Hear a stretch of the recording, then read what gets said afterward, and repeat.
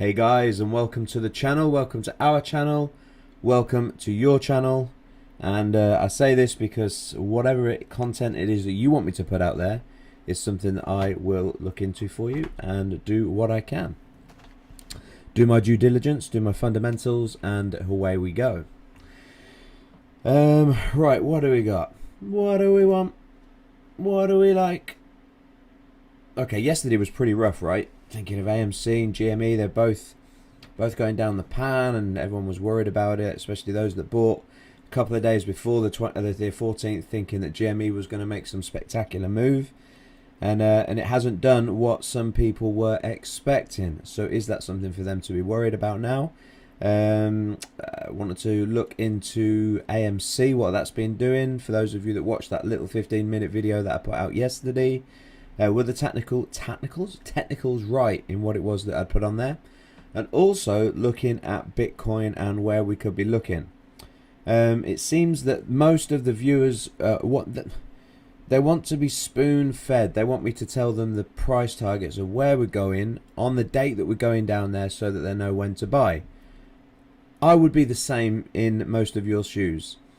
You want me to tell you when the price of Bitcoin has reached its bottom so that you can buy the bottom, or that you can put a long position. I would be the same if I was you. You want me to do the same for price targets. When are they going to reach those highs? I would be asking the same question if I was you. How do I know that I would be asking those questions, guys? How do I know? And I'm going to get some lighting in here for you so that you can see my pretty face. Yeah, how do I know that you would be asking for those questions? Okay, I would know that you'd be asking for those questions because I was you. And I'm speaking to you as my audience as if you were me when I first started out in the world of trading and looking at charts. When I would look at the charts and they were really daunting. When I would look at everything and think, I don't even know where to begin with all of this. This is just so far beyond me. Well, we're going to bring that down, and I'll turn that one off because I don't think it's helping me much. Okay, so I'd like to get a window up on the chart. So let's see if we can play about with a window and get one up so that we can see the charts. Okie dokie. Yeah, we don't want that one. Yeah, discard that. Yeah, no problem.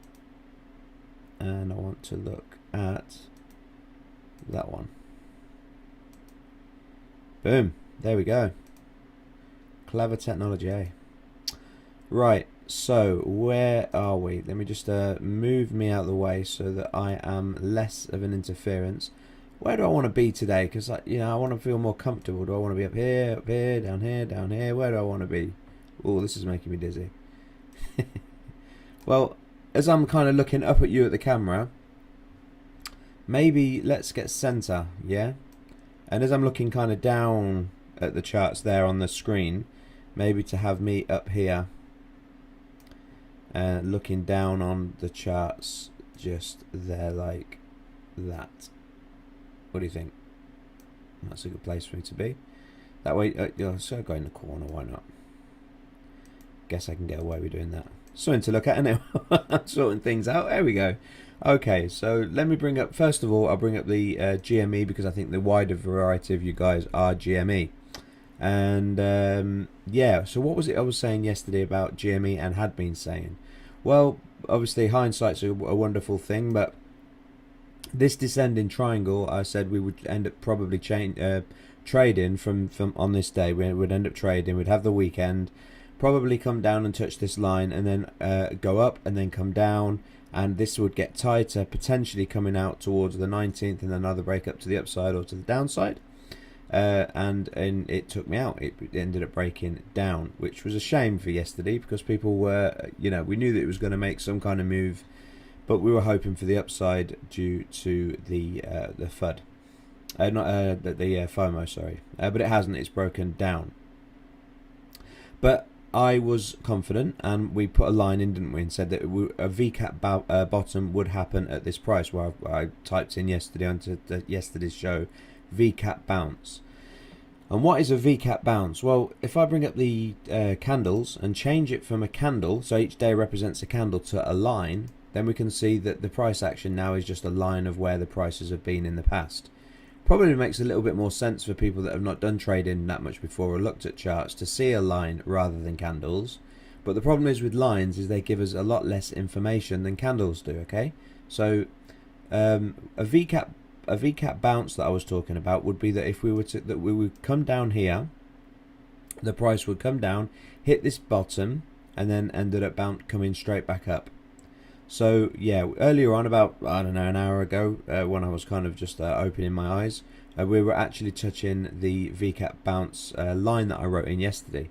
And I thought, fantastic. Really looking forward to doing my stream today to say, look, technicals were right. I was right with the VCAP bounce, and, you know, we're on our way back up. But of course, it started to go back up already as this conversation is taking place with you and I, or more me to you. It's at 4:10 in the UK time.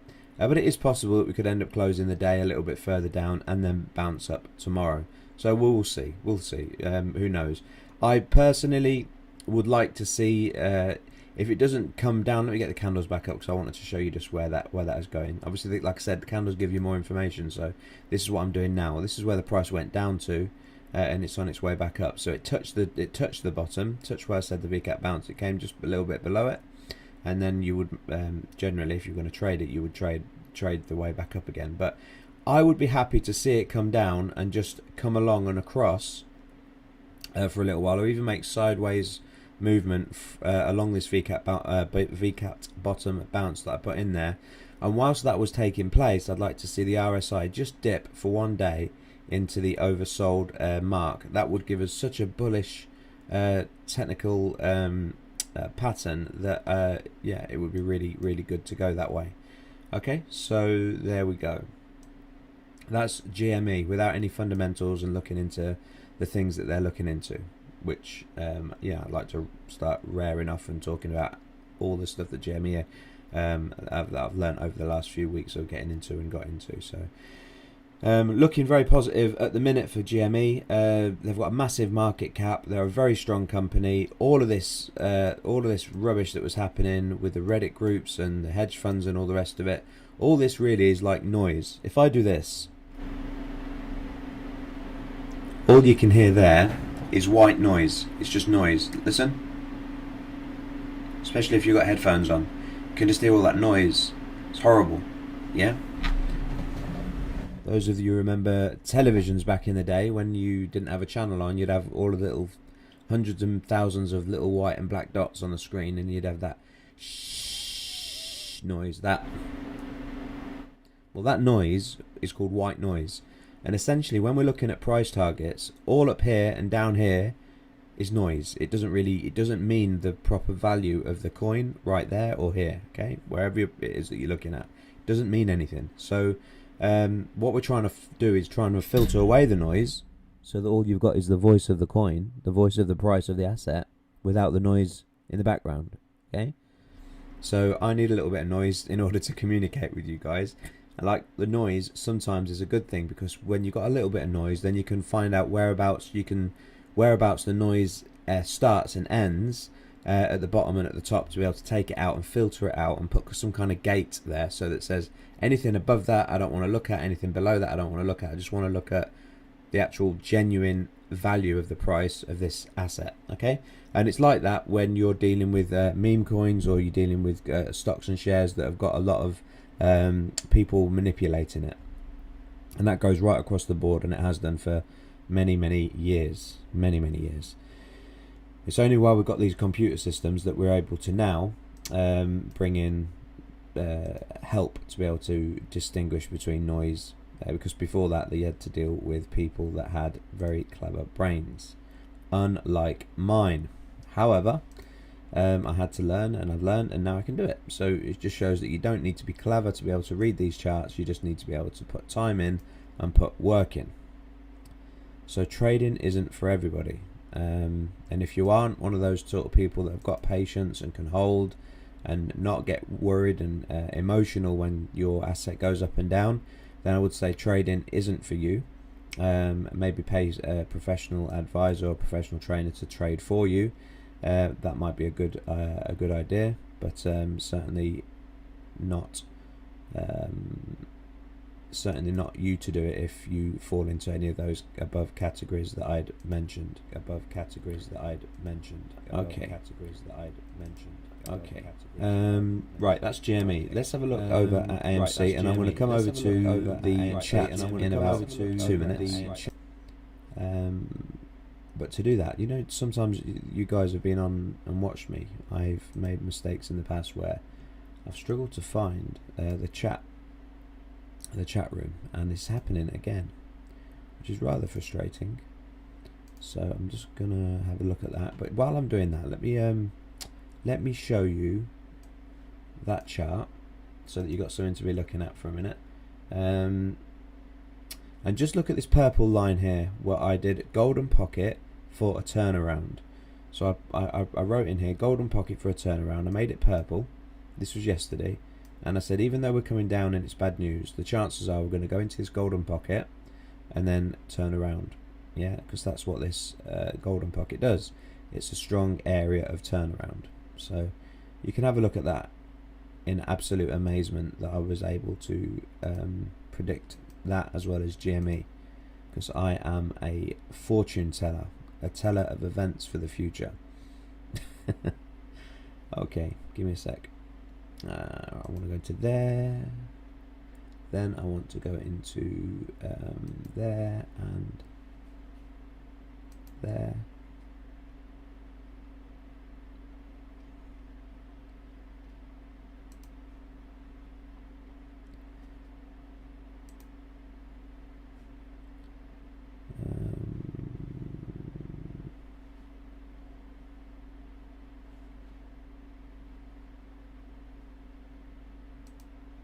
Nope, no idea.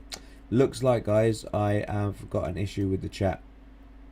But I'll tell you what I can do. I can bring up my chat on my phone, and it'll probably be better because it'll be in real time. I'll be able to see your conversations with me in real time. I just need to bring up the chat.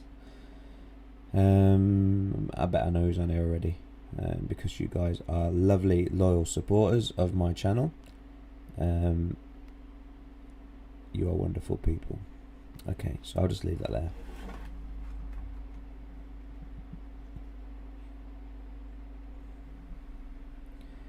Now, for some reason, I've got a black screen. Can you guys not see me now?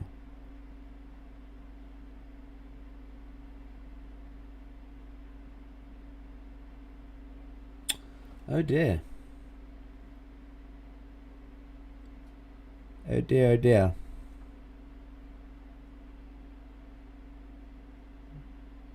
No, I was definitely there. It shows that I'm available now. If I do this, you can see that I'm in the corner. Oh, okay, I know what I've done. I know what I've done. Alright, okay, I know that I'm here. Just hold fire, I know what I've done wrong. Alright, here we go. I'm going to go to there. I'm going to go to... Thanks for sticking around, guys. That was cool. Okay, so I've lost a viewer, but that's no problem. That's no problem. Here we go. Here we go, yo. Discard. Oh, I've done it again. There to there, and away we go. Okay. It's good to see the lag, though. I see how far away I am from the moment that you type in a message to me. Probably not going to be able to see anything there. So whoever's in the chat, would you mind just turning around and saying hello so I can see who's there, which is great. Okay, so going on to AMC. So yeah, what I did is there was obviously here traders, whether it's ones that you're familiar with like Rockyoutcrops or Jamie Trade Spotting. You hear them talk about the fibs, and what the fibs do is they use the Fibonacci sequence, and which are the numbers of the Fibonacci, which are seen all around nature, from the universe down to the microscopic formations, down to even flowers and the way that the petals come on a sunflower. So the Fibonacci numbers, they are what I would call them a resonating number. They resonate with our bodies and our emotions and ourselves. Now, I know this isn't a science lesson, right? But everything has a resonating frequency. everything moves. All of the molecules in a physical object move. So if you have you heard about it's like it's a cartoon sketch, isn't it, where you have an opera singer who's singing really high, like you get this woman, or even blokes have been known to do it, where they give that real high falsetto voice, and they're like, and they get really high, it's really loud, and then the camera focuses onto a glass, and then the glass just combusts, right? And the reason why it does that, and it really can happen in real life, is if you get the frequency of, and by the way, the resonating frequency of a glass would be so high, because it's such a dense material, it would be so high that in order to get your voice on the same frequency of the molecules that are vibrating within the glass, and also loud enough for you to then reach that frequency and then make those molecules go even faster so that the glass combusts, you'd have to be incredibly loud, and also incredibly accurate as to the frequency of the glass, right? So things move. Everything moves, even a stationary object. Everything in it moves. So likewise, in nature, where I'm going with this is that prices move because people are buying and selling. Now, yes, they move with manipulation, and we can't control that. But what we can control is our emotions, and the Fibonacci is it's done by fractions. So they have the numbers of the Fibonacci, then they divide it and make it into fractions instead of just using the numbers. And so I know the numbers, but if I just bring up, you guys can do this in your own time, really. But it's just Fibonacci sequence. It's if I just go to images, and then you'll see where I'm coming from. There'll be loads. Right, so okay, so here's the flowers thing that I was talking about, and you see the solar system, but you have one, then it's 1 and 1 again, and then 1 add 1 is 2, then 2 add 3 is 5, then 3 add 5 is 8, and then 8 add 5 is 13, 13 add 8 is 21, 21 add the 13 is 34, 34 add the 21 is 55, 55 add the 34 is, and then it goes on, and so that's it. That's it. And then if you divide those numbers by the previous numbers, this is where you get your percentages from. I think that's how it works with regards to the Fibonacci sequence of looking at fractions, anyway. But yeah, absolutely. So so if I put Fibonacci in space, then we look at the Milky Way, bringing up the Fibonacci. Okay. It's there, and it's like, it's so bang on that you look at the Milky Way and the different yeah, right. It's Fibonacci in space, Fibonacci in sunflowers. Fibonacci is there. Now there is no other way that you could get as many sunflower seeds in that circle, in that radius there. The only way to get as many sunflower seeds in that area is by using the Fibonacci sequence. And you can see the spirals there as they're spiraling within themselves. You can see them going that way, and you can also see them coming around the opposite way. Yeah, so the Fibonacci is literally in everything. So then if I just put in nature, Nature, then you know, it gives us an array of things, whether it's shells, whether it's these, we used to fire these catapults at our mates, and yeah, the shape of an egg, even the Mona Lisa that the Fibonacci is supposed to be in. Mona Lisa, probably spelled that wrong because it's not English. There you go. So even the famous Mona Lisa is supposed to have that in there. Now, whether that's just whether Leonardo da Vinci just kind of whether he genuinely used the Fibonacci sequence, or whether it was something that that somebody's got the Fibonacci sequence, put it over, and gone, wow, isn't that amazing? I don't know, and I think this one's a little bit skeptical, but yeah. But golden ratio of art, it's used everywhere. So bringing the Fibonacci to us now, it makes sense that when the price goes up to a certain area, let's say that you've overbought yourself. Let's say you've got a credit card or a loan, and you're in this position of AMC more than you want to be, because you really felt. Let's say you bought it at where this 382 is. Some people call it 38.2. Some call it the 382. It is what it is. Just call it what you want. But let's say you bought it at 382, which would have been an area where you'd have seen it going up. And when the candle kind of got to this area here, you're panicking and you're thinking, it's going to go up, it's going to go up. So it goes up and you get so excited that you end up staying in, because you're thinking, I've made a load of money. I've doubled my money here almost. I'm staying in. And then it comes back down and you're like, no, I missed out the boat. I should have took out. And then what ends up happening is it goes up. So you get excited again, thinking it's going to hit that line, and you don't. And then what ends up happening is that emotional roller coaster stays in, that now you're in this position where you've lost half of your money. Okay, and it's normally at this point here, which is the 38 point, which was the 318 to 618, sorry, to 650, but it's anything around about the 618 is where people then turn around and buy. So people that have just been sort of standing by watching this, emotions would make you look at this price action and go buy. That's just general public. You, me. Even without looking at it, I'd kind of go, yeah, that's a good place to buy.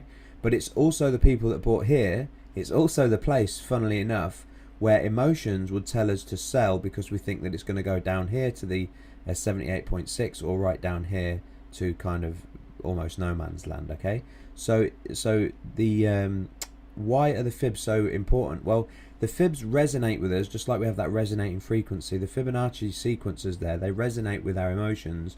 They tell us to buy, they tell us to sell, but they work against us if we are emotionally driven, which is why I was going back to the beginning of the conversation today, saying you shouldn't be a trader if you don't have patience and you don't have the ability to be able to ignore that noise. Remember the noise? If you can distinguish what's noise and what's real, and you're able to do that as a mental person, then great. But if you can't, you shouldn't be a trader. What you should do is hold and just put away your accounts, and then come back in 5-10 years time and see. Always, you'll hear every trader say, and everybody say, never put in more than you can afford to lose. There's twofold, well, there's more than two, but there's two main reasons why you shouldn't do that. One is because one day you might need that money for something that is really important, not just something that's a little bit of a gamble or a little bit of excitement or whatever, but you might need that money. What happens if your boiler runs out? What happens if you get kicked out of the house because the person who you're renting your house from ends up wanting to sell, and you need to then find a deposit for a new place to live? What happens if your car goes up the spout and you need a new turbo for your diesel engine or whatever it might be? Okay, there's loads of reasons, and use your imagination as to why you'd need to have that emergency fund. Some people call it a slush fund. But if you use that money for this, and you're emotionally one of those people that can't distinguish the noise, yeah, then you need to turn around and say, I'm either going to leave it and never look at it so that you don't emotionally mess yourself up, or give it to a professional trader or a professional financial advisor. However, there are now tools like the Fibonacci charts that you can put on there. Simply by now, it's 3 buttons that you got to click. I'm looking down here for my fibla and I can't see it. So where's my fibs? Where's my fibs, guys? Where's my fibs? All right, I'm gonna have to go into it the hard way, which is here. Oh, it's there. Look, couldn't see for looking. Normally, you see, I have it down here. Right. So yeah, it's 3 buttons. You go from the bottom to the top, and there you go. Your fibs are automatically drawn into position. Then you press it one more time, and then you can move it around. Okay. So fibs are there. One thing that I do if you go into settings is I add a fib. Okay, I add the fib 065. That's my own one that I've added. So your golden pocket, which I'll come to in a moment, which is why I could tell you yesterday that AMC would likely come into this and make that VCAT recovery, is by looking at the 61.8 or the 618 and the 650. If I could stick an O in there, and sort of press OK, then it just gets rid of the O because it's a decimal zero. You don't need it in there. And then what that does is that gives you, then if I move this Fibonacci out of the way, that gives me this green to green here, and this is the golden ratio. And then what I've done is I also put the 660 in there, in the 660 in there. I put that in there to say that if we ever break that, then the chances are it's going to be a continuation down if I'm coming down. Yeah. So yeah, and at the minute most of what I'm looking at a reversal to cut for it to turn around. So yeah, I can get rid of that one now. So I hope that helps you guys kind of understand the Fibonacci reasons as to why it works. Okay, it's just it just resonates with your heart and your emotions, and then gets you to sell at the wrong time because your heart is treacherous. There's an ancient proverb that says about that. There's an ancient proverb that speaks about. Do you know? I might do that one day. In fact, I could start today. That could be the proverb. I could give you a proverb each day, a proverbial saying, if you like, and one of them might be rude, one of them might be really genuine. But I've got a lot of famous sayings written by famous people of old, and they're ones that are all written down in a book that I particularly like. And I could read you out one proverb each day. And yeah, here's proverb number 1. Okay, a slave is always in debt to his master. Okay, so a slave is always in debt to his master. So if you're in a situation where you become someone who owes somebody else, then you're their slave. Yeah, if you're in anybody else's hands, if somebody's dependent on you for something, then you become his slave or her slave. So I mean this with the greatest respect. I'm not going to mention any names, but there's somebody at the moment who's using a car of mine. Okay, and whenever he's got that car of mine, he has to do some errands for me and do some bits for me, which means whenever he's got that, he's a slave of mine. So it's not until he can get to the point where he's got his own car that he then becomes released from that slavery, if you like, and then he no longer has to do the errands for me. So a slave is always in debt to his master. So that's the proverb for today. Where am I a slave to? Who am I a slave to? So who am I a slave to? My mortgage company. So at the minute I live in a lovely house in a lovely area of the country, in the countryside.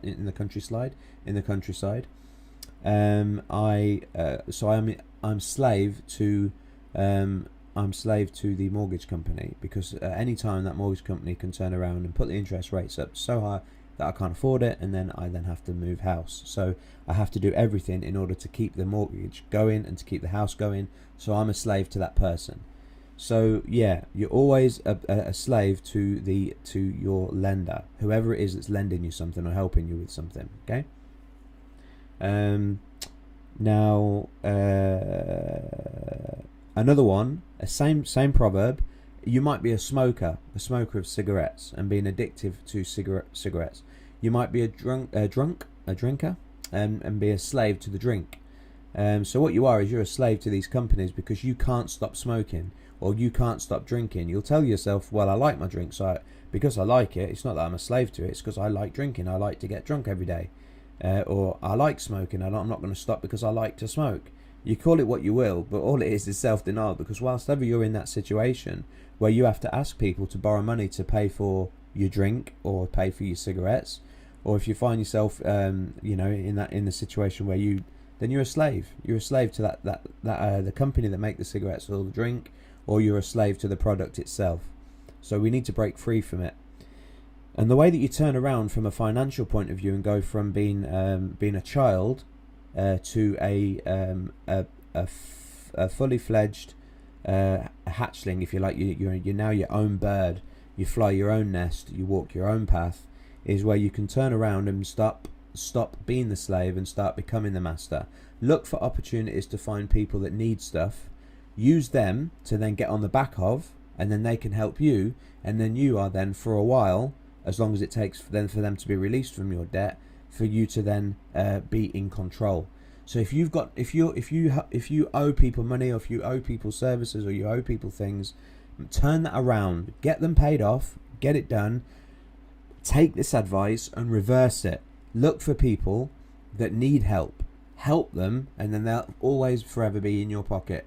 And that's proverb to number 1 today. A slave is always master to the one who lends him. Okay, so stop being the slave, become the master, and take those opportunities by the hands, because over time there's a twofold benefit to this, right? The particular person at the minute who's got my car and is using my car is also one of my golden nugget friends, and if I need anything, I can phone him up. So if I need him right now, even if he's earning a lot of money on a job, and I phone him and say, I need you, mate, I know that he'll drop anything and he will be here. He will absolutely be here. Not because of the slave owes the master and there's this thing going on between the two of us where he does these bits. He does it because he knows that I am tried and tested, that over the 20 odd years that we've been together as friends, that every time he's needed help, I've helped him. So he's become the slave to the master, me being the master in this occasion. But there have been times where I've needed to ring him and say, mate, I can't cope, I need you now. Well, to a sense, I'm also his slave. That becomes friendship. Yeah? So you guys can resonate with that. You can have your Fibonacci and your heartstrings being torn a little bit, and you can resonate with it. I'm going to go to the chat. Sorry, guys, I've been sort of rabbiting on a little bit. God's beautiful creation and perfect order. Absolutely, it is. PD says, hello. Sorry if I've missed you, PD, from going on that ranting. Good say it's totally beautiful. Look at the beautiful math and fraction and geometry. Yeah, it's true. Everything. Slave to the system. It's true. So this is what DeFi. You know, we're talking about it here in the crypto industry. DeFi, decentralized finance, cryptocurrency like Bitcoin, taking us away from the master, because the banks, like I said, I think the only person who's master over me, the only human being that's master over me, is the banks. Like I said, the mortgage company. Okay, they're the only master over me, and the law, the law is a master over me because I have to stick to the law. That's fine. The law can be a bit of an ass and a nuisance. I've got a driving offence that I have got going on at the moment, which is causing me anxiety. But that driving offence is only because the laws are in place that is causing me anxiety and stress. So I'm a slave to the law. I really hope I win that court case, because I don't feel that I did anything too far wrong on that at all. Kings become slaves because of their debts. It's true. Even the United States of America, seen as the world leaders, they are also in major debt. And a famous guy turned around and said, when you owe the banks, when the banks owe you money, you've got a problem. But when you owe the banks money, when the whole system owe the banks money, it's the banks that have got the problem. Because if all of us owe the banks money, that means that the banks aren't going to get the money, and they can just get themselves into a big trouble. And that happened in the 70s when interest rates went up so high. People were getting liquidated, so to speak, and everything messed up, and the banks ended up losing out. People ended up losing out. The government lost out. Everything was just a horrendous time. I think that was the 70s. It could have been the 80s, but I think that was the 70s. No, it wouldn't. It would have been the 80s. See, I was born in 81, so this was way before my time. I'm just listening to what my mum has told me in the past when I spoke to her about it, and asked her what was it like to live when the interest rates were 15%. I'll come back to you on that one. Let me just drink my drink. So what was that like? And interesting, like I say, a slave becomes a master to its owner. The banks, people ended up losing their houses, and because they couldn't afford the interest rates and everything. But that's because we, as everyday people, owed them, because not everybody, not a lot of people own their own house without a mortgage. I don't. I've got houses all over the place, and I don't own any of those houses outright. I could sell one house and pay 3 houses off, but I choose not to. Because it suits me. So at the moment, I'm choosing just like this guy who's doing these errands for me because of the car that he's borrowing off of me. He's got options. He could turn around and give me the car back and go and buy his own car. He has got options. So he doesn't, but he chooses to be there because the car that he's got at the minute is better than the options that he's got. So for now, that's the way that it works. And I've got lots of people that are slave to me in lots of areas of life. And that's how I can go to bed and be speaking with people like Bad Mama Jamma and CC until like 4 o'clock in the morning on the Discord, and wake up at whatever time that I want and live without going out and busting my back, because I've realised this at a young age. I've got people to owe me, and then that works for me. So all these houses now that I own, that I rent out, the people that rent the houses off me, what are they? Well, they're the people that have to give me money to live there. So there's more of that, them paying me. Yeah, you become your own bank if you like. The word slave is a very negative word, and if any of my tenants are watching this, or if indeed the guy who's borrowing the car ends up watching this video, I don't mean slave from the. This is a biblical word that the Bible used about. Where are we now? So I'd say probably about just under 3,000 years ago, these words were uttered. So I wouldn't use the word slave anymore. I'd use a debtor. So the one who's in debt is constantly trying to repay the debt.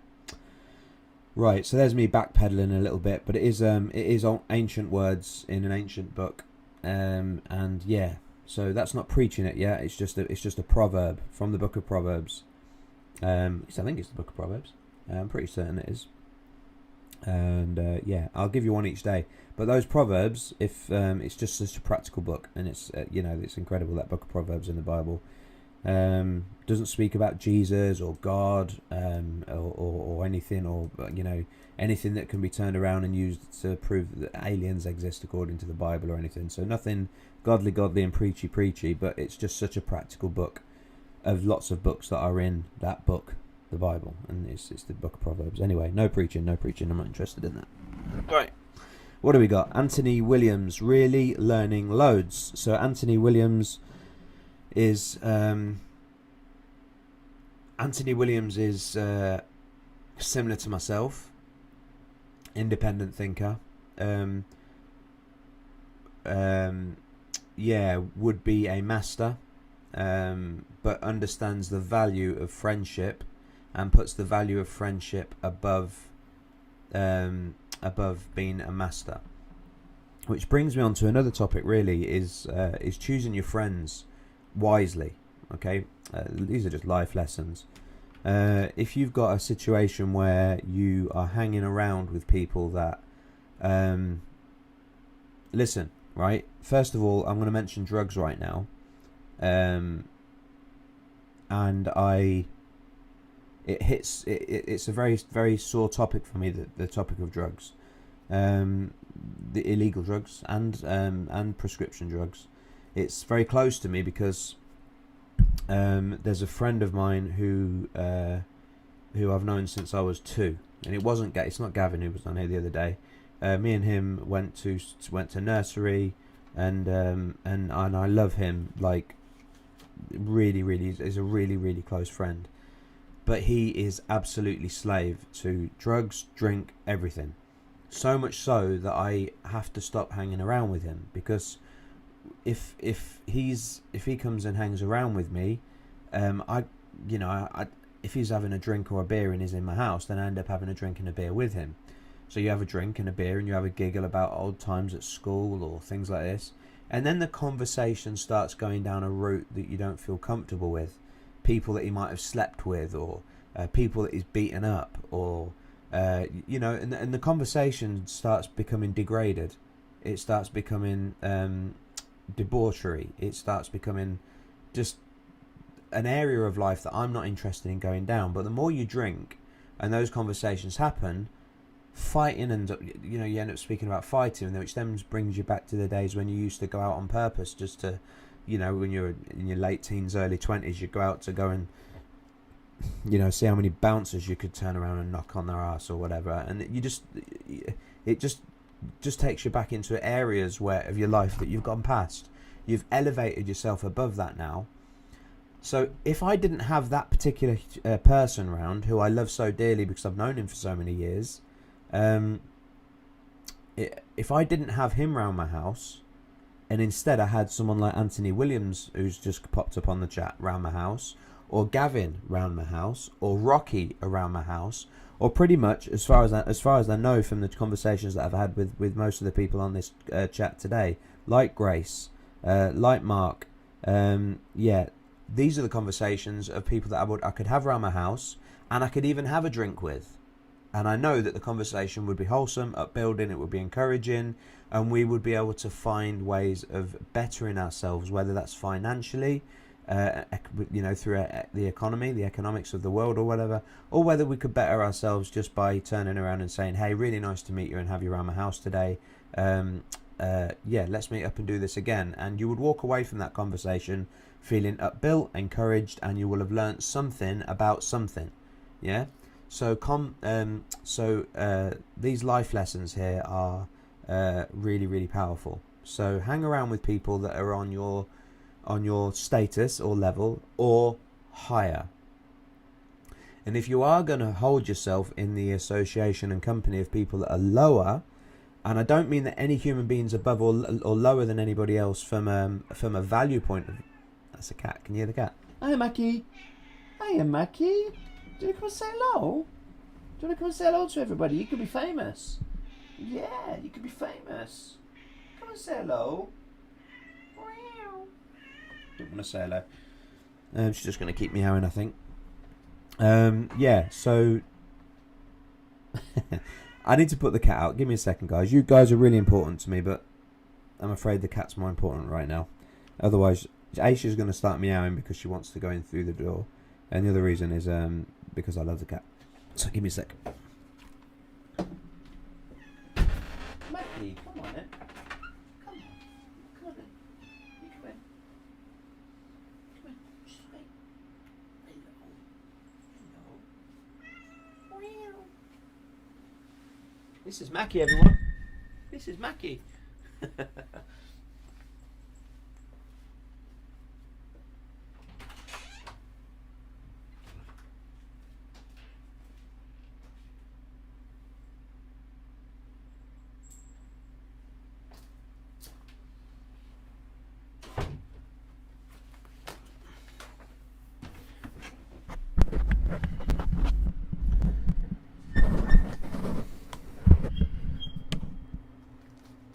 Life lessons. I'm going to do this. I'll turn it down for you. Hang on.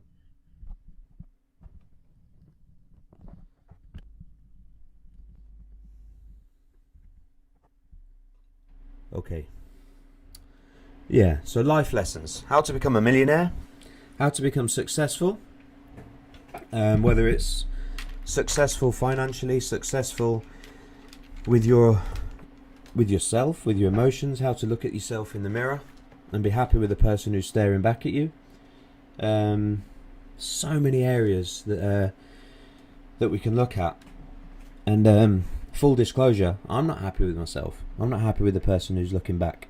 I'm anxious and depressed.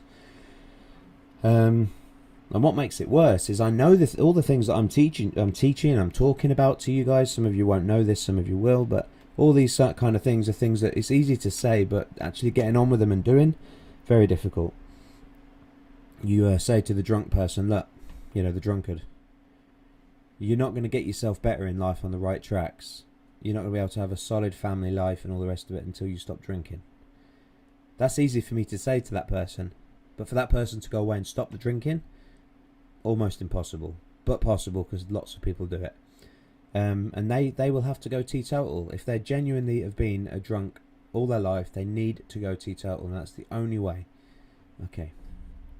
So yeah, me myself, a very close friend of mine who isn't too far away and probably watching now still, maybe, keeps saying to me, Tony, you keep giving me this advice, I keep taking it and I keep making money on your advice, but you don't take your own advice. And if you could only take your own advice, then you wouldn't be, feeling the way that you're feeling and being where you are.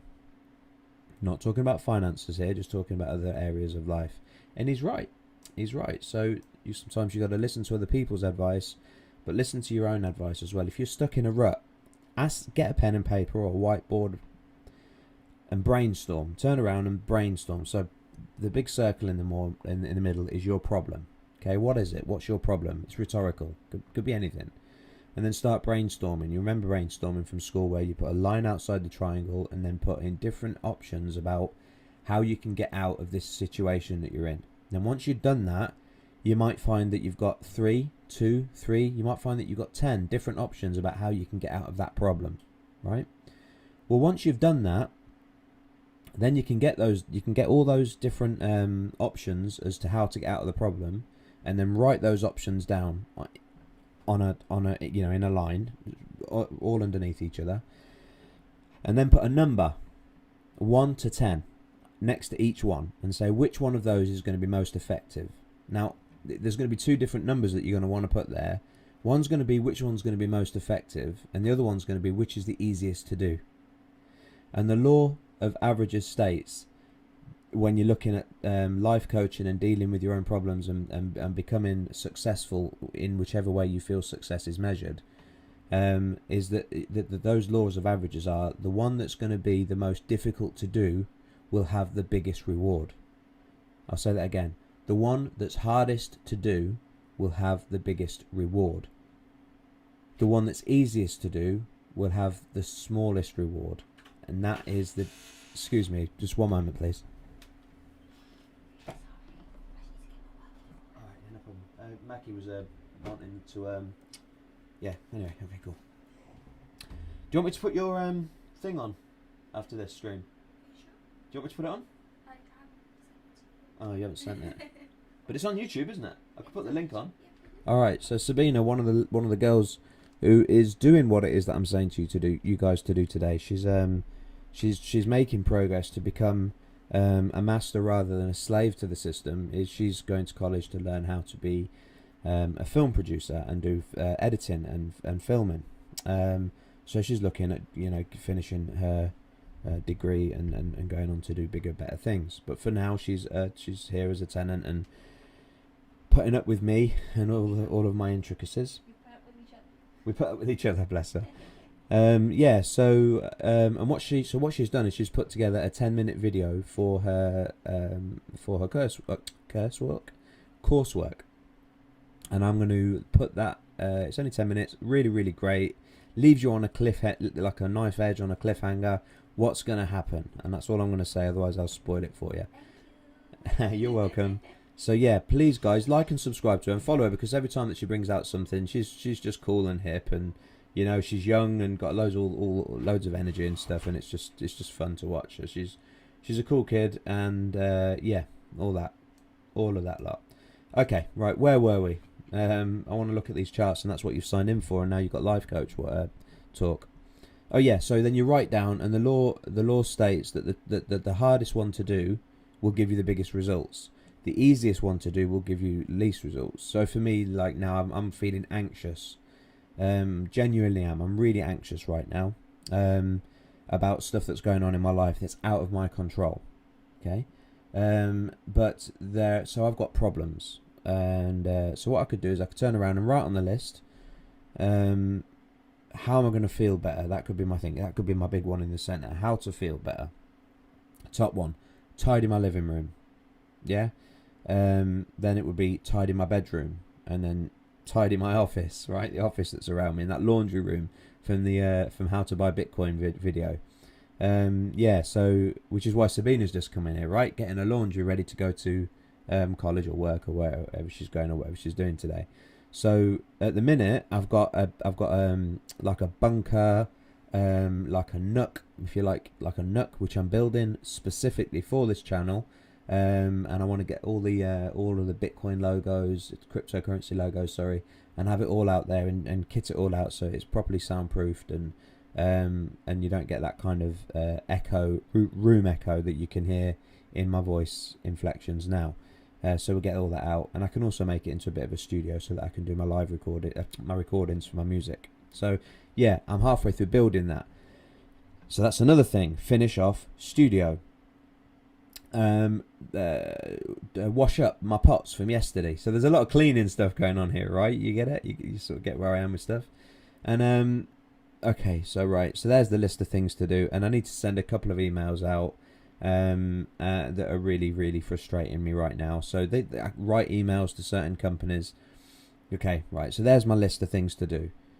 Put numbers down next to them. Okay, so about like 1 to 10 or whatever, which is going to be the most rewarding. Well, the most rewarding one would be to finish the studio. Well, that's 4 or 5 days work, plastering, putting up timbers and wood to make it look like a cave, and kind of spray paint stuff, and all ideas that I've got in my mind. That's a really big ass project, right? So that's going to be low on the list. A lot of things to do, but washing the pots, I might put that as a number 2. Anyway, you get my point. But so washing up, tidying my bedroom, tidying up the office, and then all the way down on my list of things to do, it would be the studio. Well, doing the studio would have the greatest reward, but that's going to be last on my list of things to do because it's the hardest project to finish.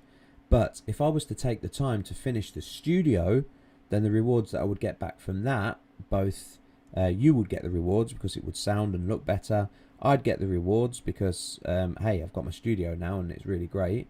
And the byproduct of that would be that all of this space in here that I'm looking at now and everything would all end up getting cleaned and tidied in the process of me moving everything and migrating over to my new studio.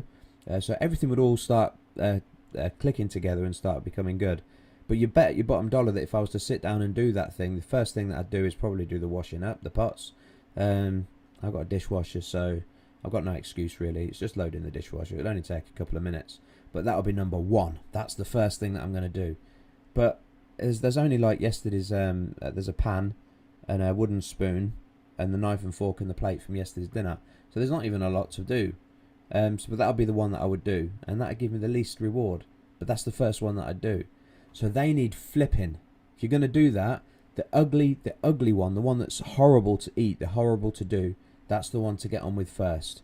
And then work your way up the list instead of working your way down the list. Start with the ugly frog, as a famous life coach called Brian Tracy said in one of his pep talks. All right, so yeah. Right, what's the chat saying? Grace is here. Grace is saying, you're not alone. Thanks, brother. BG Devs Gaming, it's hard to take on your own advice other than others, I find, to be honest. That's true, BG Devs Gaming. Anthony says, information is wisdom. He's right.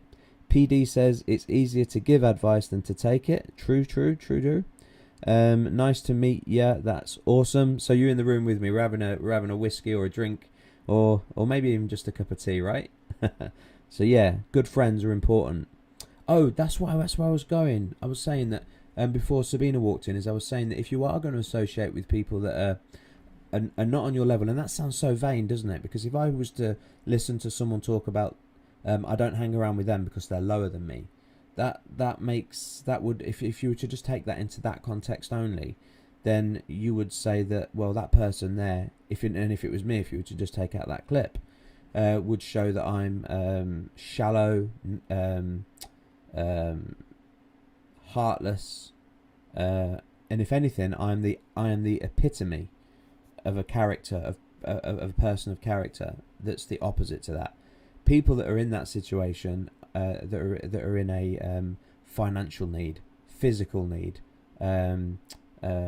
need with things that I can help with, I am the first person to jump up and put my hands and get my hands stuck in. Okay, if it's something that I can do, I'll do it.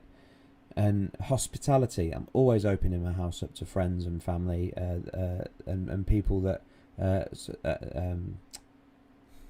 what's the word I'm looking for? Financially not as content as I am. So yeah, so it's not. It sounds shallow, but you need to look at yourself and say, where am I on the social ladder? Where are these people on the social ladder? And where are these other people on the social ladder? And then start having friendships that are of people on your social status, and people that are above your social status from a social point of view. But that's just one box. There's another friend of mine who is financially off the chart, down there completely. She junk, got nothing, right? But that particular person has the quality of being able to empathize and be empathetic to people that have problems. Incredible personality. And I see strengths in that person that I don't have. And therefore, when I find myself in the company of him, I find that I'm learning from him about how to be empathetic. Because when he's with me, he's talking to me, and I know how he makes me feel when we're talking. That that if he makes me feel like that, much better about myself, I know that when I listen to him speak to me that way, I'm learning. So that when other people come to me, that's about a problem that I can't fix, but it's a problem that I can listen to, I can now adapt to the way that that person speaks to me when I'm on a downer. I can then learn to then speak to other people that way and be able to lift their spirits up. So when I say people below you, it's not just below you from a monetary point of view, or below you from there's a massive range of people. It could be that they're below you in hairstyle. Look at my hair, guys. Like, my hair's a right mess. Yeah. So if I wanted to know how to do my hair in the mornings or whatever, I wouldn't go to someone who's bald unless he's got he's gone and he's a hairdresser. No offense to anybody out there that's bald or balding. Right. Okay. So there's lots of different areas. Hello, Marianne Pop. Marianne Pop is a friend of mine. We've known each other for a long time, and he knows me very well. Knows all my intricacies inside and out and all the rest of it. Show me your friends, and I will show you your future. There you go. Show you your friends, show you your future. So there you go. Having friends in circles that are above you, where you want to be. So not necessarily above you or below you financially, but the person that you want to be, an area that you want to improve in. Hang around with those people. I'm going to stop talking about that now because it's dragging on a little bit. Okay, so to the charts now. All this started off with the Fibonacci lines and all the rest of it, and now I'm talking about, all of that kind of jazz. Right, so GME. I turned around and spoke about GameStop to you guys, saying that should we break the line here, we would end up having this VCAP bounce at this price range here, which was 16134.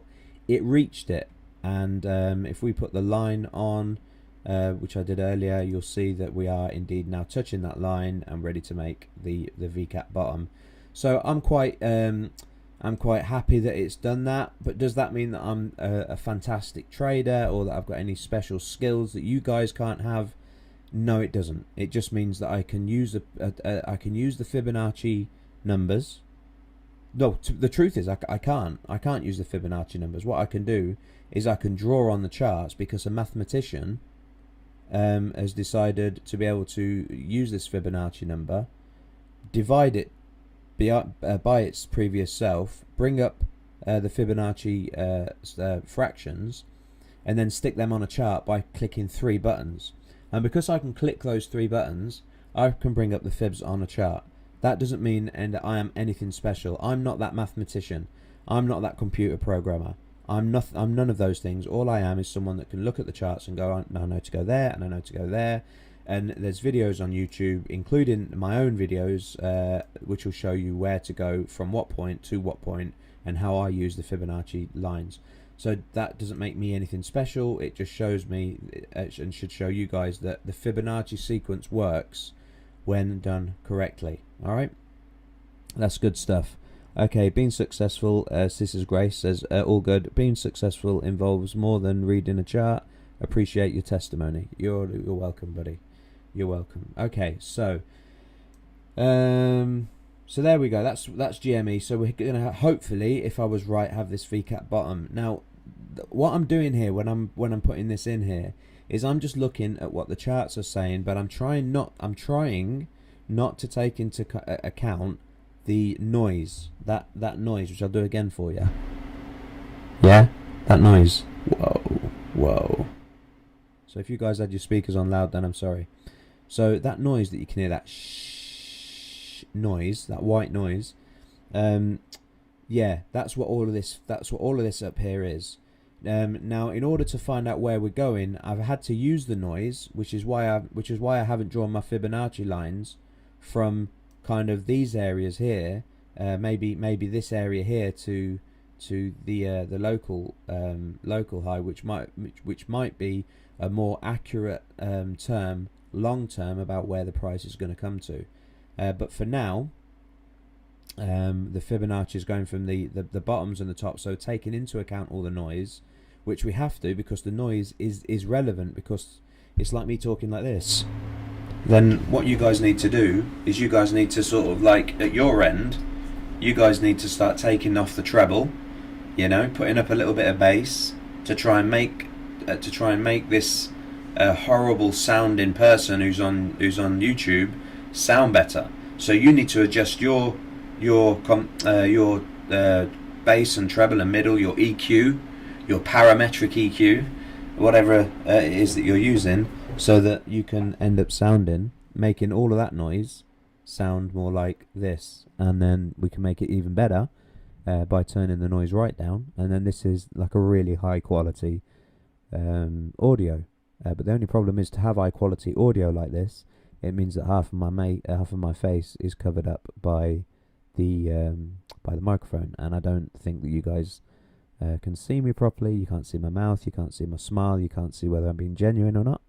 So this is why I choose to have the microphone further down, so that you can see me. But that means I've got to turn the volume up a little bit, and then have kind of a happy medium between the two. Likewise on the charts, we need to take into account the noise, so that we at our end, so this is nothing to do with us, we haven't made any of these trades, but we've had to adjust the noise gate and ourselves by moving the fibs to slightly lesser level. So instead of coming from, I'm going to just get rid of that measured move there now, because we don't need it for a sec, and I can draw it in another day. In fact, I'll hide it now to bring it up. Yeah, so that fib line just there, instead of coming from the absolute top high up there, I ended up coming from the second, from the penultimate one, if you like, because I thought that blow off top wouldn't really do a lot, and that's kind of given me that area here of where I would say we would end up getting the VCAP bounce, right, which is bottom of the 650, which, if you weren't around when I started earlier on, guys, make sure you go into your fibs, into your settings, and add that 0.65, and make it the same color as the 618, and then what you'll get is you'll get two colors when you draw the fibs, like this.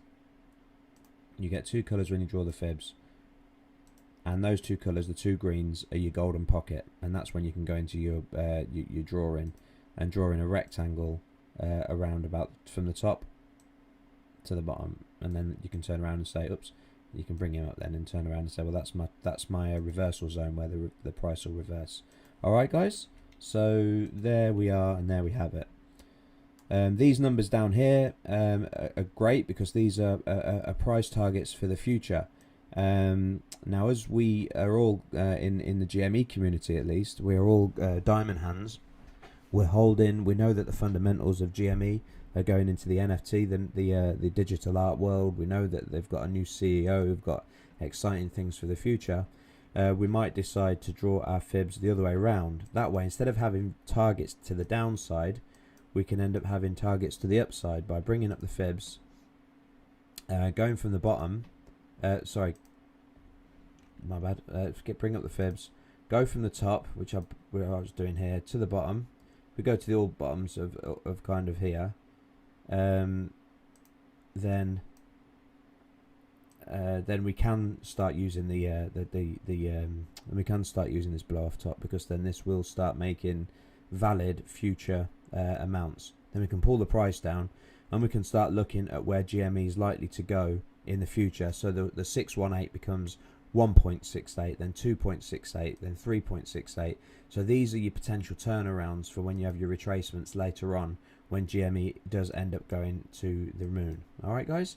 So exciting times ahead for GME, and that's really my assessment done for GME.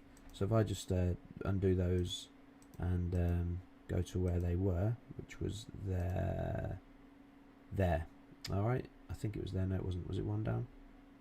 No, it was bang on there. I'm just looking around this 618 here. Yep, I'm happy with that. So moving on to AMC. Hey, let me just go have a look.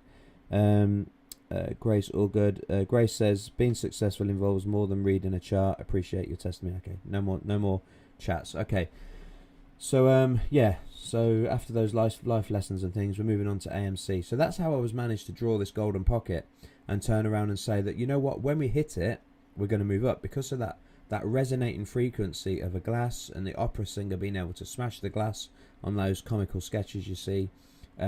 Likewise, the Fibonacci lines give us it makes our heart palpitate and start saying, okay, we need to sell when you're coming down, or we need to buy once we hit this mark. That's the first reason why. The second reason why is because a lot of trading bots are programmed. The bots that you just leave on and let them program for you, let them trade for you. They're normally paid indicators, paid bots that you have to pay for. Most of them use and have in their programming the 618 Fibonacci retracement.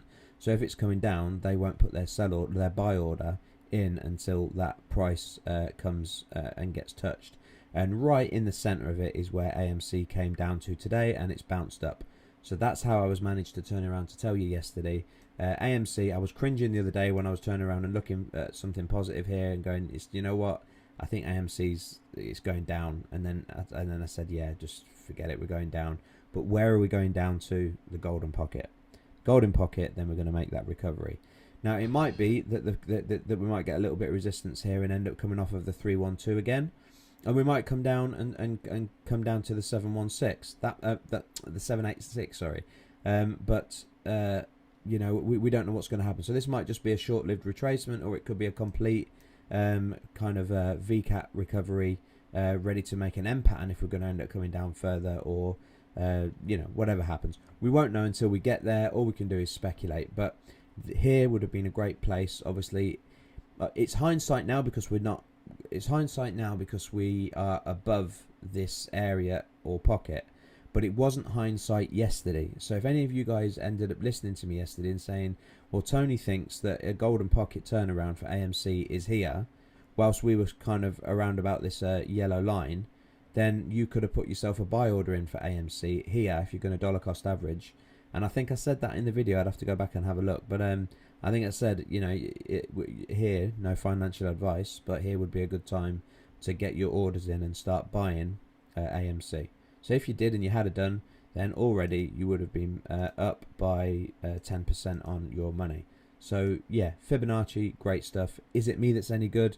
No, I'm not the person that did all of this. I'm not a computer programmer, but I can use the charts because I've been doing it for many years, and I've made many mistakes, and now I can trade, and more of my trades win than lose, and therefore I am enjoying doing what I'm doing. And now I'm doing this YouTube career, and it is a career choice. After having 2 herniated discs on my back and being in a wheelchair for some time, I had to start looking at different areas in life where I can make money.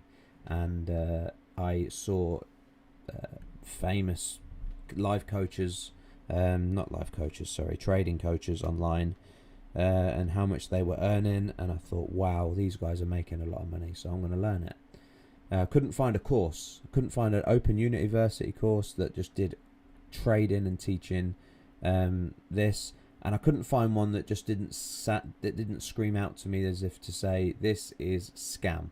You know, you're going to pay $5,000 or £5,000 for this course, and the certificate that they were showing you was just like one of these certificates that you just that are template certificates in Microsoft. A Microsoft program that you just print off. I think I've even got certificates in my printer that you press. It's called certificates, and then it gives you different certificates. Press print, and it's already in there.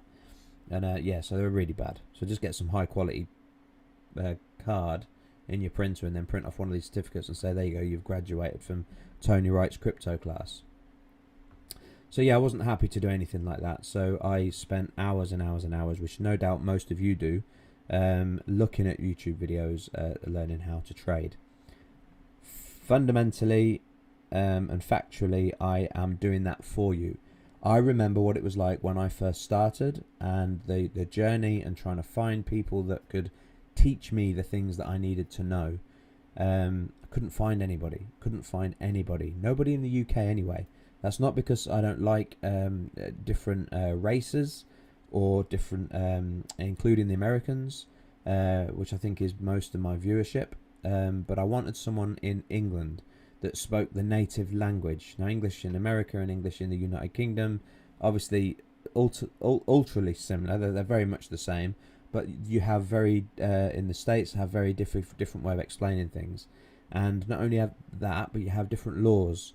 So you have option trading, and we have contracts for difference. So we have CFDs over here.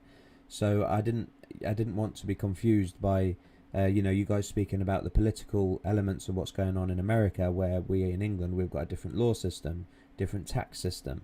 So I needed to find somebody who was above me in this area of life, that was in the UK, and that's where I came across Rocky from Rockyoutcrop. Yeah, I knew a little bit about trading at that point there. I was skilled enough to be able to watch Rocky's channel and understand pretty much everything that he was saying. Okay, once I was watching what it was that he was saying, and I then went onto the Discord, which was the first time I had opened up Discord before. I wasn't even aware it existed. I opened up the Discord, and then I reached out to him on his Discord and basically said, I'd like to see the first message I actually sent him ever.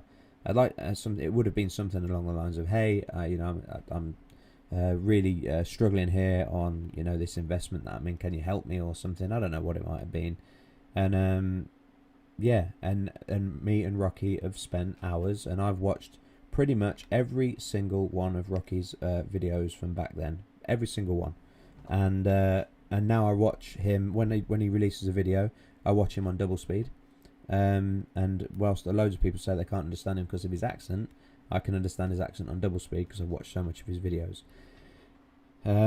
Yeah, so Rocky ended up showing me nuances of areas that I thought that I knew that I didn't know as well as I thought that I did, and ended up covering over some things for me, and fine tuning my already on the road kind of area that I was on.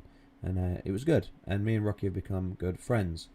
There we go. So what we got in here? So PD, how do you choose the low when you're starting your fib, and why there versus the previous low? Okay, great question. Got a great answer. I haven't done any technical analysis yet on Bitcoin, so I will answer that question and do my technical analysis in Bitcoin so that you guys can have an answer. But I did do, PD, I did do a dedicated video on the Fibonacci sequences and how I use them. Now this is an area that Rocky and I, Rocky's got his way of using the fibs. They work for him. I've got my way of using the fibs. They work for me, but we don't use them the same way. Okay, and it works for me and it works for Rocky. But what that proves is that there's no one right or wrong way of using a chart system. Okay, we can look on YouTube and get tutorials on how to use them, but Rocky's got a different heart to me completely, and he's got a different set of emotions. He's got years on me when it comes to trading forex and different industries, years on me. So his way of using the fibs, if you're on his level, going back to levels of people, well, if he was to start using my way of trading, wouldn't work for him, because he's got that edge on me when it comes to trading under high pressure, because he's worked in the banks and he's traded for the banks, and then he decided to do the V sign and say, I want to go out and do it for myself. Okay, so I can tell you now from a lesser experienced person than Rocky, although, you know, I would rather turn around to be able to you guys and say, look, I've been doing it longer than Rocky. He's a nice guy and everything, but he does it wrong. You know, you should really go from here to here or from here to here or whatever. And I'd like to be able to say that so that you guys can then have confidence in me that I'm giving you better advice than anywhere else on YouTube, but it's just simply not the case. The unfortunate thing is Rocky does have many years on me when it comes to the fibs and trading and the economy and all the rest of it, which is why a lot of people, when they listen to him, can't understand a word that he's saying, because it's in a different language. Yes, it's English, but it's in a different language, like a computer programmer, like Marianne Pop that was on here earlier. He is a computer programmer by trade. He could start speaking about JavaScript and you know, start speaking. Well, I don't even know anything about computer programming to start giving you examples of things. But let me tell you my way of doing it, and we'll work with it. Okay, so first of all, let's get the fibs up and let's draw it from different lines. Okay, if I increase the chart, in fact, if we go logarithmic, what that onto the logarithmic chart, what that'll do, get rid of auto, just have it on log. Hang on a sec, guys. Right, what that'll do, actually,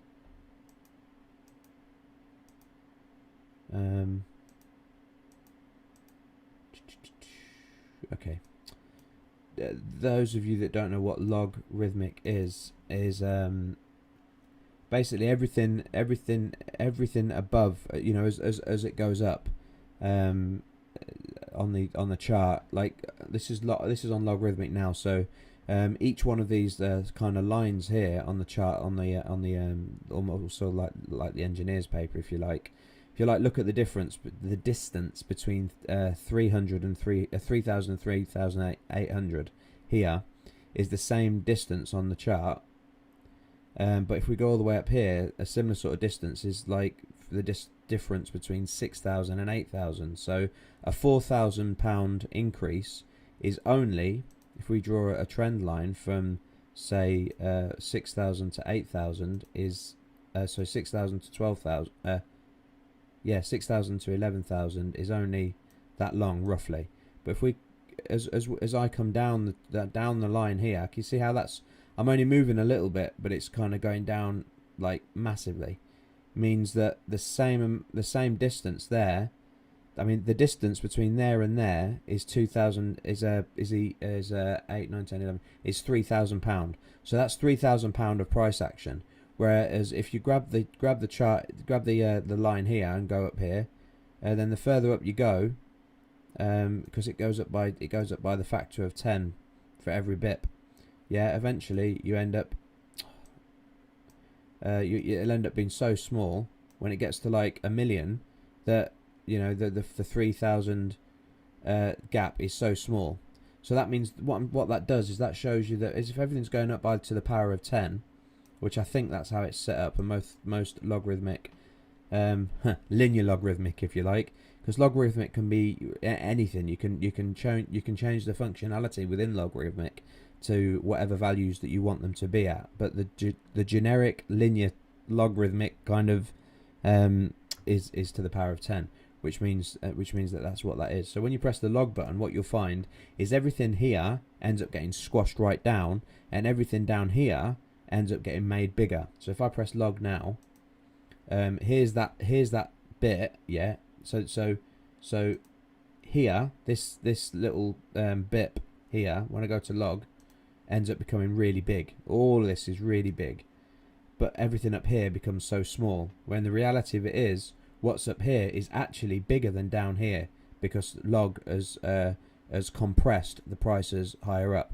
And the higher up you go, eventually, you know, as you get to the billions, eventually a million will just look so insignificant that it's not funny. Okay, sorry guys. Right, let's go back to price action here. Okay, so there was a reason why I'm telling you all this. So when you're looking at fibs, like now I'm struggling to try and find the pattern. When you're looking at fibs, you can. There's another question. Like your question there was, how do you know when to go to the bottom to the top or the top to the bottom and all the rest of that sort of thing? Well, another question that you could ask yourself is, do you go from the wick of the candle? So maybe to some of you I might start sounding a little bit like Rocky right now, because I'm going to start talking about things that are not normally spoken about. When you do, if I'm going to go from the top to the bottom now, this was the all-time high that Bitcoin's ever reached. There, that was it. But the price on that day ended up closing just here at 62894 roughly, because we know that because the red candle closes at the bottom. So that's where the actual candle closed. So was that day the all-time high? No, the all-time high was actually here, where the day closed at this price here, which was a high of 63774. So do we go from there and then come down the way if we're going to go from top to bottom, or do we bring it up and go from the actual candle and then come down the way? Yeah, so that's another question that you might want to ask yourself. So do you go from the candles, or do you go from the body, the wick, or the body of the candle? And then when you come down to the bottom of the all-time low, or do you go to the bottom of the nearest candle body? And yeah, so it's at this point here where me and Rocky do things differently. If I remember correctly, Rocky changes it. So sometimes he'll go from the body of the candle, sometimes he'll go from the wick. To be honest with you, unless the wick's absolutely massive, then it's not really going to change the narrative of the fibs. They're not really going to. It might move a little bit, a couple of percent, but it's not the end of the world. But if you've got a really big wick of like maybe a 25% wick at the bottom, like this big wick here, let me just grab one and show you. So this wick just here, then this makes a considerable difference, especially to the 236 here. For the distance in there and there, the 236 is well out. So yeah, so wick or candle, top to bottom or bottom to top. All right, and it all depends on the trend, and this is your answer. Let me just have a look. Yeah, so this is the answer to the question. Do you go from the top to the bottom or the bottom to the top? All right, so first of all, I go with the trend. So at the minute we're on a downtrend. So as we're on a downtrend, I would get my fibs. I'd start from the top to the wick, from there, and then I would come down for the downtrend, and then I would click it. And now once I've done that, that's my fibs kind of set in, but not set in concrete to the point where I'm going to lock it and I'm going to start drawing what you call it, drawing out my charts, my trading charts. Like I'm going to trade off of these lines. Not yet. It's not concrete enough. So then I zoom in, and then I start. What I do is I make the fibs fit. That's how I do it. Now I think outside the box. I think differently to other people having ADHD. I see things that other people don't see, which is having the ADHD things means that I'm able to do lots of different trades. You know, I do a lot of things, which is what the name Wright means, by the way. Wainwright, Wheelwright, they're all Wright brothers that did the aeroplanes and things. The word Wright means to be a master of many trades. So whether it's because my name's Wright or whether it's because I've got ADHD, I'll let you guys decide. Right, so here, this is what I say, I'm going to make the charts fit. So, okay, at the minute, something really big that's standing out right now is that we've got this lump, and this lump. They don't ever reach the 382. And because they don't reach the 382, that tells me that there's something wrong, because on 3 occasions here they didn't reach it. The fibs weren't reached. So I'll bring this one down and go to the body instead, and see if going to the body makes anything any different. So I'm going to go to the body of the candle just there. Well, Rocky Outcrop finally AMC. So Rocky's doing his stream now. So, right. So yeah, so that's what I've done there. So I've moved him down, and since moving him down and making sure that he's definitely on the line, I've now got a touch of the 382 here. So as that's touched, this is also touched here. So I've got more that's touching the line. I've got this one here that's going into the golden pocket, and that's by coming off of the body here, not using the wicks. Now if I bring him up and go to the body, then what have I got? And I'm doing this live now as we speak. So not using the wicks, just using the body of the all-time low is just there. And what I've got here is this hasn't done anything really. So this 786 it was respected just here, but it kind of didn't really do anything here. This only went in the middle, so that the fibs haven't worked on this time frame here. So okay, so maybe this bottom isn't the place to be. Maybe we need to go to a new bottom and see what happens. So then I will go to this bottom down here instead. Alright, so I'm going to go to this bottom just here, and which will take me to there. Yeah, can you see? As I'm just look at this candle bottom here. The wick bottom, there it is, just there.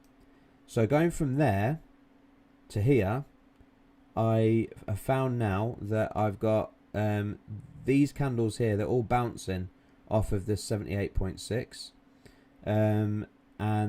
Yeah, we can see that we did end up getting bounced off of there, rejected by there. And if I bring him up to the candle wick, everything goes off kilt. So I'm going to keep him there. I'm going to leave him there for now. I could kind of come to here, but yeah, I'm going to leave him there. Well, that's the first thing, and I'm looking at that now, and I'm saying that suits me better. That's more accurate to me, because there's more price action history that's turning around and saying that these areas are better. All right. So that's us drawing our fibs, going from the top to the bottom and following the trend. But is the trend really being followed? Because we have got lower lows.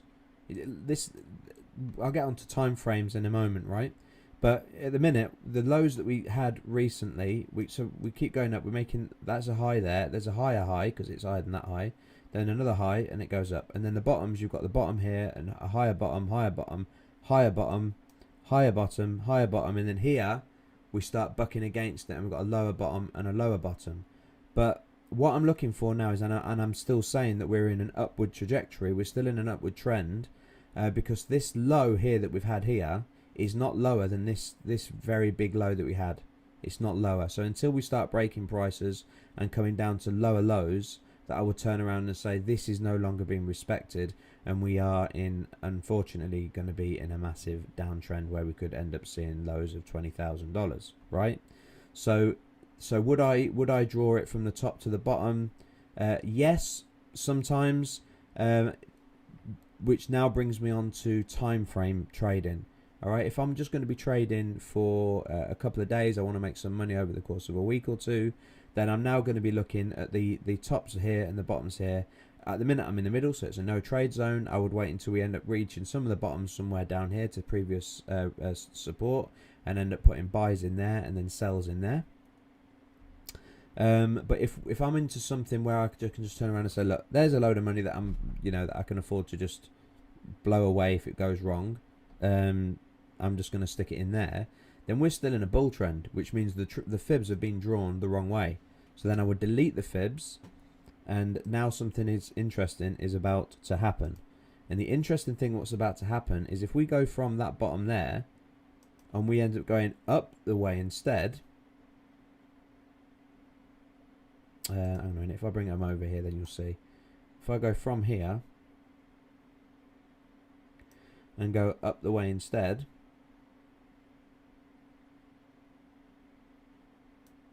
then what we've got from candle to candle is we ended up going up, up, up, up, hitting that golden pocket, especially if we end up going from the body. Yeah, hit the golden pocket and then had a big turn away and turn around. So looking at this, so there you go. There's and everything else kind of just starts to fit. This fits just here. This day closed just here and then ended up dumping down here to the golden pocket. Came down, went up to the golden pocket, came down, and yeah. So now we're trading in this kind of area here. This for me now signifies an area of long position, so that we can enter hitting the golden pocket, potentially getting a turnaround to the 786. This would be if I was a betting man or had to turn around and try and predict the future somehow. This is where I would be going about it. I would be going from excuse me guys, I'm just being silly for a minute. It's in there, isn't it? Yeah, if I was a betting man, which I'm not, I don't do betting, I would say the price is going to come down to here. It's going to go up, maybe close the day here, and then we're going to end up going up into this golden pocket. We'll have a reversal. We're going to come down off the 786. Then we're going to turn around, get a bit of reversal, a bit of resistance, and then we're going to go up to the 382 just up here. And then that's when we can start looking at further high highs, breaking all-time highs, super high, rocket to the moon job. All right. So here's your answer. Here's your answer. Who was it? PD. Here's your answer. You need to work out yourself. You can go onto Binance website and ask them. You can go onto trading platforms and ask them. You can ask Rocky. You can ask me. But none of us are you. So the answer is you need to start playing with the fibs so that it works for you. Make it fit your trading style. Once you've found it and you found out how it works, it will just work, and it will work for you every time. So I'm telling you that you go with the trend. So if we're in an upward trend, then you start from the bottom and you go with the trend. Okay, that was my answer to you. So here's a bottom, here's a bottom, here's a bottom, here's a bottom. Which way do you want to trade? So I'm saying to you, depends on how long you want to trade for. If it's just a couple of days, then you go from the bottom here, maybe even to this top just here of this little wick here, and turn around and say, okay, well, I'm going to wait until it hits the golden pocket there, and I'm going to do a short. Yeah. So it's just a matter of how many days do you want to trade it as to how short a time frame you end up drawing your fibs in. You could even go down to the 30-minute, and you guys will already know this, but I'll just do it anyway just to show you. Get rid of him for a sec. These weren't even being seen earlier. Right, you go down. In fact, let's even go even smaller to make it a hyperbole so that you definitely understand it, right? You go to the fibs and you turn around and say, well, here's your local low and here's your local high. So at the minute, it looks like we're in a downtrend. So I'm going to start at the top and I'm going to come down to the... It'll help if I had the fibs, Tony. I'm going to start at the top and I'm going to work my way down here, okay, to the bottom of where we were. So this is it. So in the fibs here, I'm waiting for a touchdown here, which it's done twice, but that might be the last touch. So we could enter a short now, a long now, or a buy position now, and wait for it to end up coming into this golden pocket area here for some turnaround, ready for it to go to whichever way we feel that it's going to go. All right, I'm not looking at divergence now. The RSI can be closed because all we're looking at is the fibs.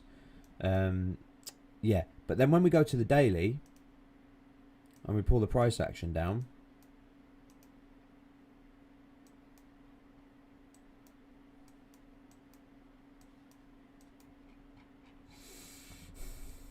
those fibs don't mean anything because all it is just 1, 2, 3, 4 days work.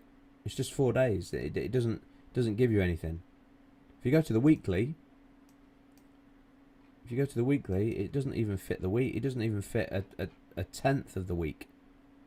Yeah. So the further out the time frame you come, you know, it starts not to play it and have any effect at all.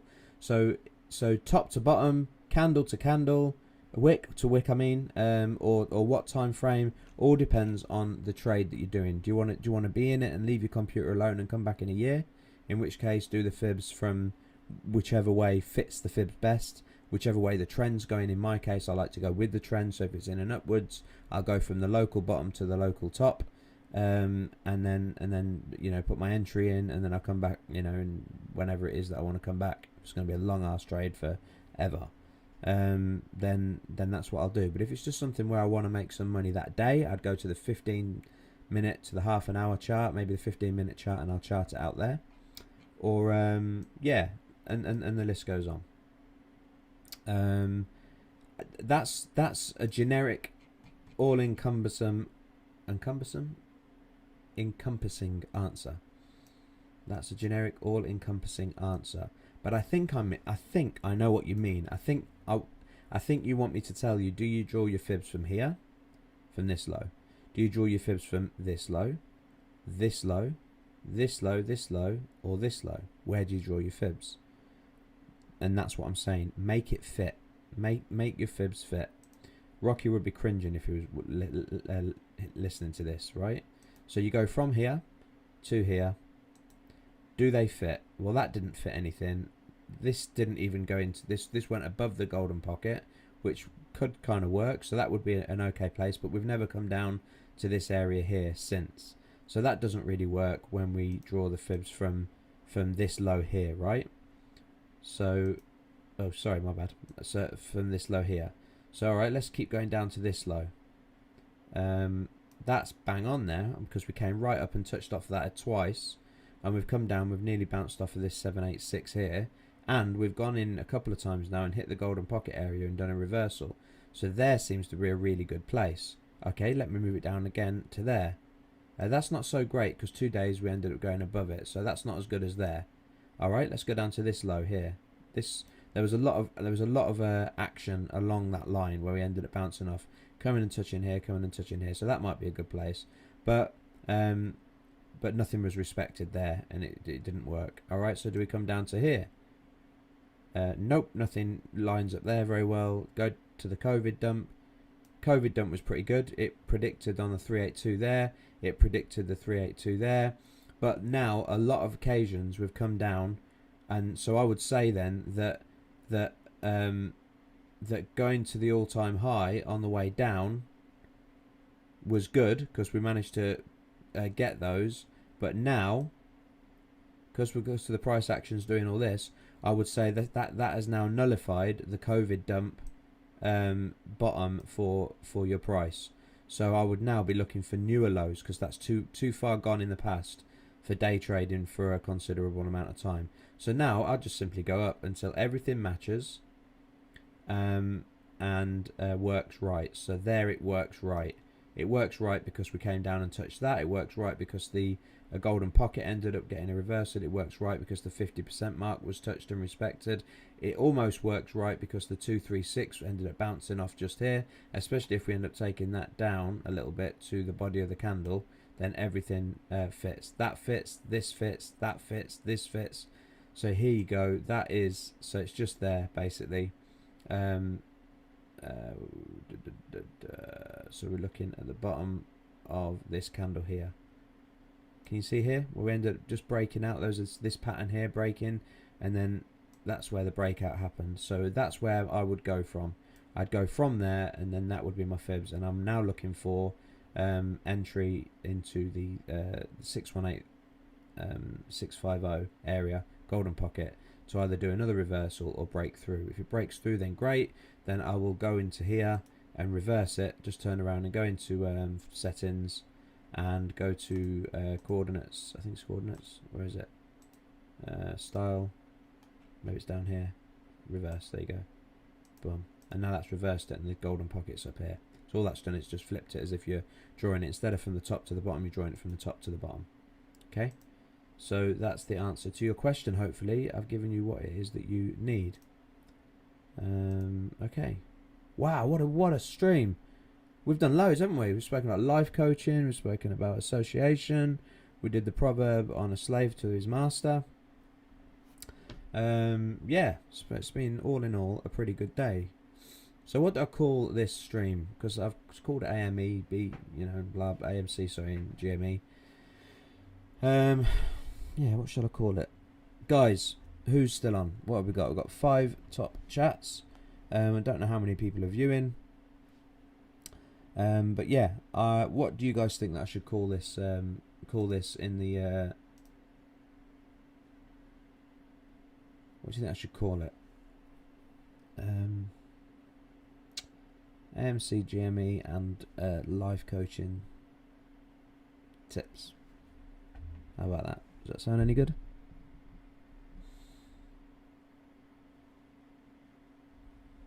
Cool. Okay.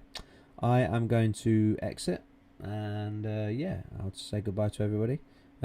Feel free to DM me with some good ideas on what to call this stream that I've done today for you. I'm going to go in 1 minute. So it's tips, Tony's tips for life and GME. Okay, that's a good one. It's a good one. Tony's tips for life and GME. From Ronaldo. Nice to see you, Ronaldo. Thanks for being on here. Take care, bro. Says Grace. See, Ronaldo, you're a ninja there. You know, you're like a. You don't know that I'm here, but I'm watching. And then you come in, pow. Yeah, preemptive strike there. Didn't know. Bang. He's in there. Cool. Okay. Tony's tips for life and GME. That's what I'm going to call it. And I'm going to say goodbye at this point now. So I'm going to find the button that says end this stream. Stop recording. Stop streaming. All right, guys. Listen, love you guys. Thanks for nipping on. Those of you that came on for the chat and that have seen it through. You are my true supporters. Thank you. And PD says thanks. Awesome stream. I hope I answered that question for you on the fibs. The short answer is make it work for you and your trading style. That's the best advice that I can give. I just like to sit and learn, my brother. I appreciate you. Cheers all. Cool. That's it, guys. I will see you in the next stream, which will probably be tomorrow. And yeah, all the best. Probably go over and watch Rocky now. All right, guys. Take care.